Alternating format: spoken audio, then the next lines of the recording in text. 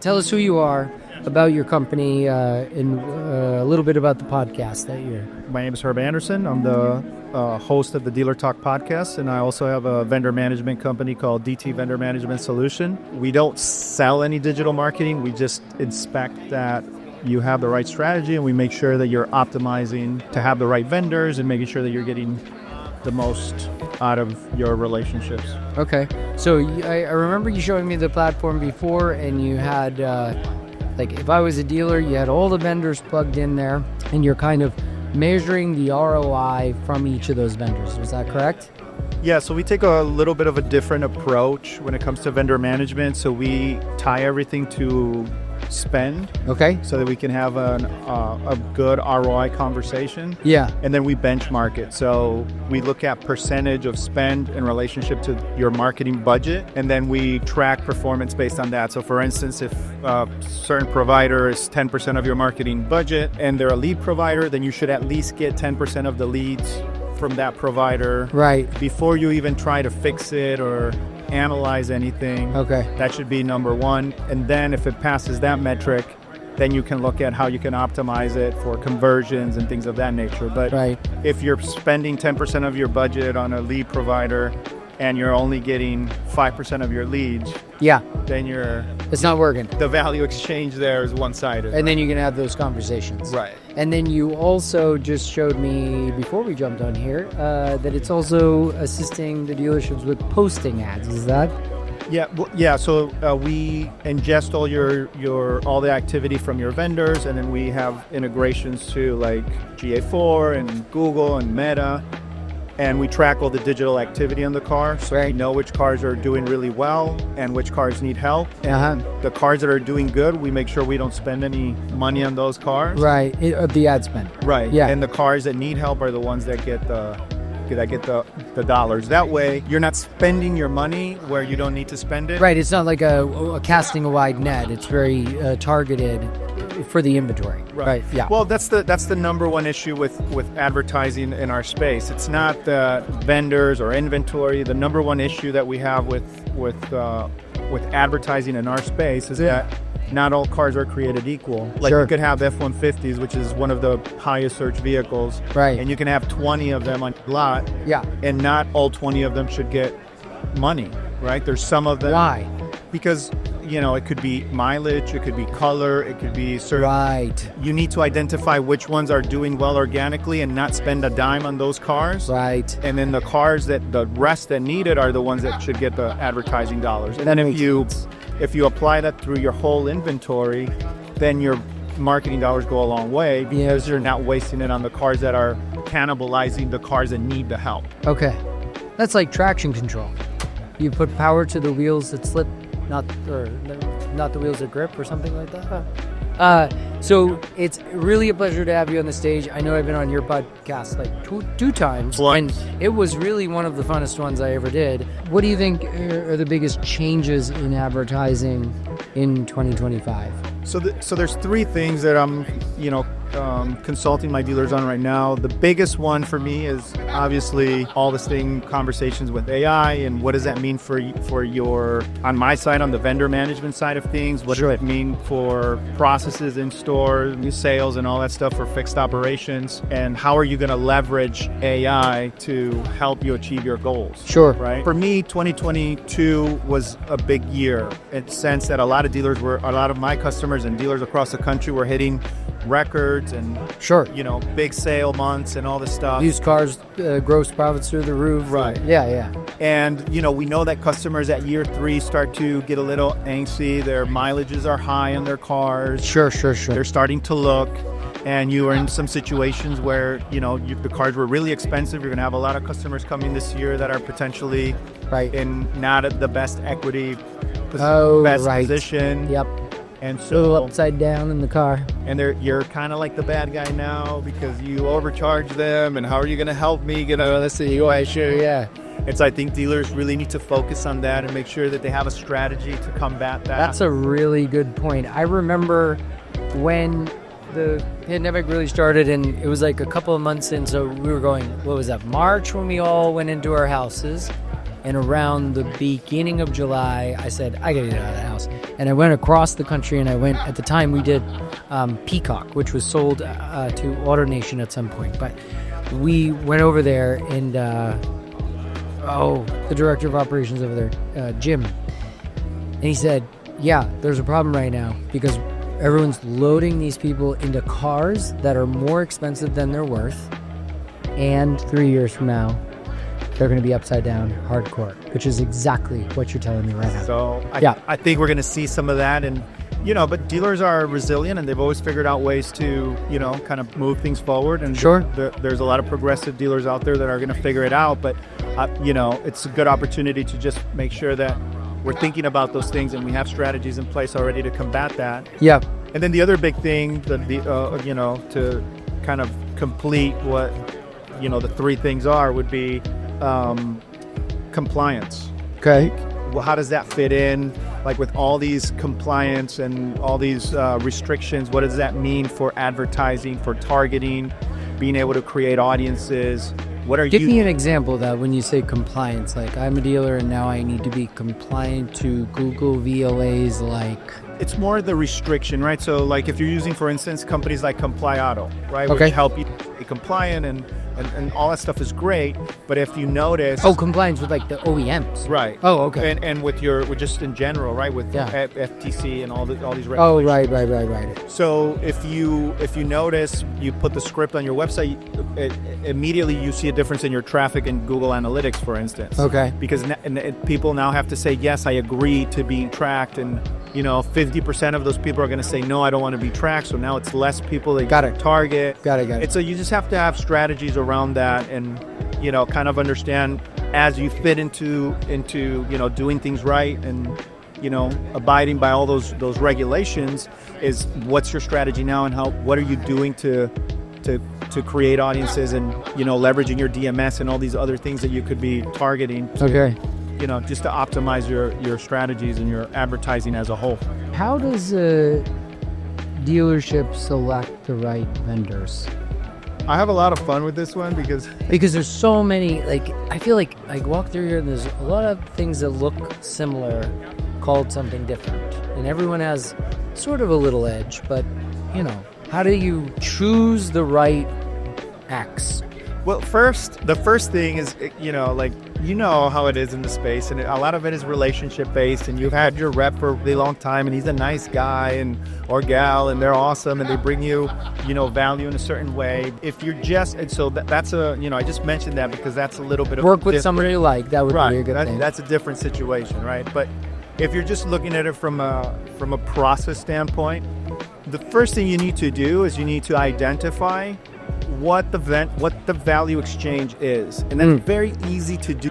The dealer to the vendor, right? Okay. I give you a check, and you give me a widget, or you run my ads or something like that.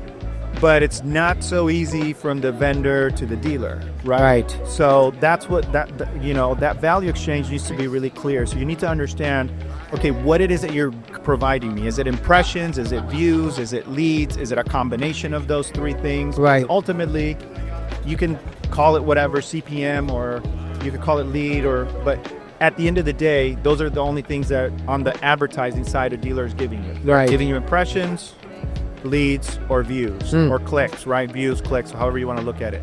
So ultimately what that breaks down to is exposure. Okay. So, and then once you have that, then you need to tie that to your budget so that you can have a productive return on investment conversation. Right. I always giggle when I walk into these meetings or these, what I call them, these qualifying visits, and the dealer tells me, like, I just want to sell more cars, or, I want to know what my marketing dollars are doing, and I want to know what my ROI is. Yeah. Hey, great, but what does the vendor cost you a month? Oh, I don't know.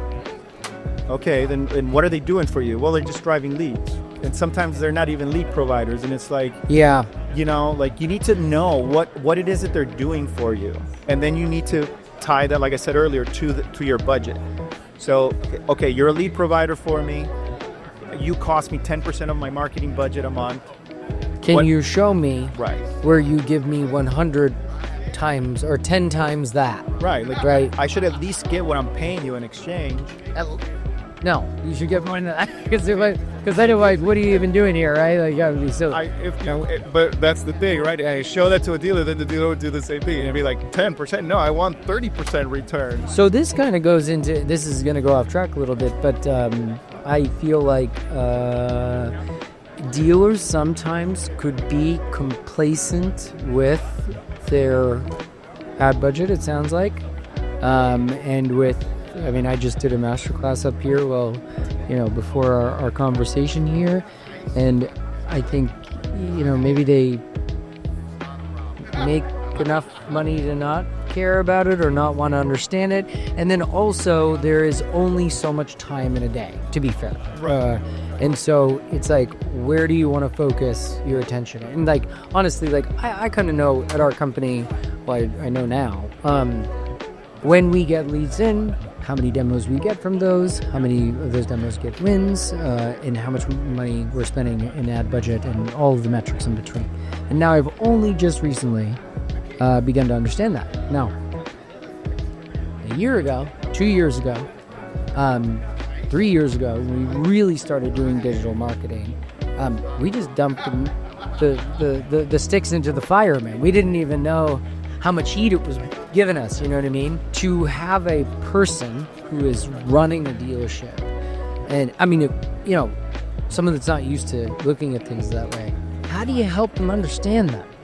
Well, how do you get through? So I always tell my dealer clients, like, and no offense to the dealers, because to your point, they're no, that's okay. They're busy guys, right? Just like the rest. Yeah, exactly. And decision makers, like a GM, like why is he spending his time like vendors and like he's got bigger things to do, right? Sure. But I always tell him, like, because the conversation always goes to leads. How many leads did I get? And that's the laziest way to measure vendor performance, because it's the easiest thing to look at. What's the best way? The best way is to understand what they're doing for you. Like, what are you doing for me? Okay, you're driving views. Okay, yes. Great. Now we can look. Okay, are you giving enough views in value exchange? Yes. Okay, now VVP views. Right. Yeah. Now let's dissect it. Are the views good? Is the quality of the traffic good? Is it in the right area? Mm-hmm. Is it in the right geo? Yep. Am I getting notified? Right. Like, do we get make sure that the leads are actually working? Right. It's beyond just the did I get the traffic? But now, because we know that we're getting the right value exchange, now we can go and deep dive and make sure that traffic is right, and then if we can move it in the right direction. Okay. Right? Yeah. And tie it. Inventory is one thing that dealers miss a lot when it comes to, traffic. What you have and the quality of what you have in inventory, it correlates directly with the amount of traffic and the quality of the traffic that you're going to get. Don't look at that as a metric, right? Like, if you start with cars and they're the right cars and they're priced right, but then next month you start with 70 and they're not so much the right cars and they're not priced the right way, then that's going to impact your activity. Do you educate dealers with pricing at all too? Do you know how to do that? I don't know the first. I mean, I kind of know they decrease it a little bit on bucket 2 if they have to, and I try to by bucket 3 it's not that great according to Jason Rice. Lop. I try to stay away from that. I was having a conversation with somebody earlier today. Like, I'm just not qualified, so I just don't know. Well, but vendors shouldn't really be having those conversations. Like, I hate when vendors come with reports and they're like, oh yeah, look, you sold these cars and you made all this gross profit and, it was on my platform. No, dude, like, the platform had nothing to do with it. They just bought the right car. You gave it the exposure. Okay, great. But if they didn't buy that car right to begin with, then that profit potential would have never existed. There are so many factors, right? It's multi-dimensional in many ways, right? And I mean, you've got ours thing, right? Photos coming in one way, people looking from different third-party sites, making sure whatever you're using as a vendor is getting the leads and the digital out there the right way. And I've made that mistake in my career, like when I was an Auto Trader rep, and I walk in with those comments and people would be not so receptive to that. Like, I know, I worry that I might do that sometimes. Like this is the way it is, and then dealers are like, okay. How do you identify quality traffic in these situations with leads and digital? Yeah, so this one's is very important to me. Traffic is the most important thing, leads and anything else. I mean, we know there's a bunch of statistics out there, but the one that I look at the most is Google talks about 29% of people are going to fill out forms. So if we're talking about leads as a metric, then we're really only focusing on 29%. We're talking lead forms on a VDP. Right. Okay. So we're really looking at a really small, percentage of impact. Yeah. Where views driven is a much better conversation, in my opinion. So the first thing I look at or I consult dealers on is inventory. You got to have the right cars, you got to have the right strategy, and then you have to have the right mix of inventory, because that's what's going to help you with the traffic. Okay. So and you need to benchmark that. So one of the questions that I always ask on a new client is, how many website visits or VDP views do you get in relationship to how many cars you're selling? And most of them don't know the answer to that question. And what does a good ratio look like when that? Well, it's not so much about ratio, but you need to know what the number is, because if you get 10,000 views a month and you're selling 100 cars, well, that's your benchmark. Okay. So if you're trying to get to 120, then you need to increase your views in the right proportion to generate the leads that are going to generate the appointments that are going to generate the. So you reverse engineer that. Reverse engineer it. So you need to understand what that benchmark is. I would benchmark 3 years worth of data. Then figure it down to the day. Right. So. It's you need 15,000 views to reach your lead to appointment ratio. So that's your kind of your backward math. And then so if I need 15,000 views, this is how much I need every week, this is how much I need every day, and it should generate this many leads, and it should generate this many appointments, and that's going to get you to the number that you need to get to. Basically what I just said, the same way we do it, right? Like now that we have smarter people than me doing it. Right. And then you look at Google Analytics, and you look at things like bounce rates and stuff are things that I don't pay too much attention to, especially if you're doing a lot of direct to VDP marketing. That could look like 0-second activity in some cases. But what I look at is the key event conversion percentage. Okay. And you have to make sure that your key events and your events are set up in Google Analytics the right way. Okay. So you don't want a bunch of vanity metrics like VDP views and SRP views. You want to set up your conversions or your key events to the stuff that you want people doing. Clicking on the buttons, click to calls, the heart. How much vehicle. are they engaging in the page? Right. So. That percentage should be above 2%. So on paid traffic, a good way to kind of weave out like not good quality traffic is if you look at the key event conversion percentage and it's less than 2%, it's a lot of waste. Okay. Provided that you have your key events set up correctly, which is another thing that dealers miss, both in GA4 and in Google Analytics. Like you have to set everything up for conversions in your Google Ads section as well, and you need to put a value to it. Okay. Right, and then you need to optimize for maximize conversions and instead of maximize clicks. And you need to set your targets to presence only in your determined area and not set it to interest, for instance. When you say set this, are you saying like on the Google platform or the Meta platform or whatever? But do most dealers have they don't go there directly. They have a similar platform as yours, right, where they go in and they dial that all in and then it sends them out to leads. Well, it just depends. I am so naive when it comes to this stuff. Well, they have agencies that supposedly do it, but then you go and you look at the setup, and the setup is all wrong. But to your point, right? They don't know. They don't know. They're just paying the money and then and hoping for the. And they're looking at the report every month, and the guy says, "What I used to do at Auto Trade, oh, you got 10,000 views, great." And then the dealer's like, "Yeah, but I didn't sell any more cars." So I talk on the podcast a lot. Like we're to a point now that every dealership, in my opinion, should have some sort of data analyst on the payroll that's looking at all the stuff and making sure that everything is checked and balanced. Because in my opinion, a GM shouldn't. I mean, it's great if they know this stuff; it's awesome, but that shouldn't be their responsibility. Like with all these different platforms and all the what I call the fragmentation. There's too much stuff to do. Yeah, it's too fragmented, right? Right. And with all that happening, like you need somebody it's science, man. Yeah, it's data science that can take all that stuff, ingest it. How do you think AI fits into that? Have you seen anything that really piques your interest here at all, walking around the last few days, or do you know of anything, or how is AI going to do that for them? I don't know if I can name, if you don't mind. Like I like some of the stuff that I like that's pretty cool. I like AutoMiner. Okay. A Pure Cars platform. They have some really cool stuff that I saw that's going to be coming out that's looking really interesting. Yeah. Stream has Full Throttle, which I really like for some AI stuff. But I think the role of AI, hopefully in this year, should be to eliminate the fragmentation somehow. Like it'd be really cool if now that you can like upload reports into like a ChatGPT and it could dissect it for you. Yeah. What if you could upload these things into some sort of data converter and it could take all this information and streamline it for you, organize it for you. I was just thinking that myself. I was like, I wouldn't know how to for the beginning to do that, but one dashboard to kind of look at everything would be super helpful. Or you could check out our platform that does that. So, right, of course. DBT, right? So yeah. So What is it again? our platform is Caromai, Car Unified Marketing AI. Okay.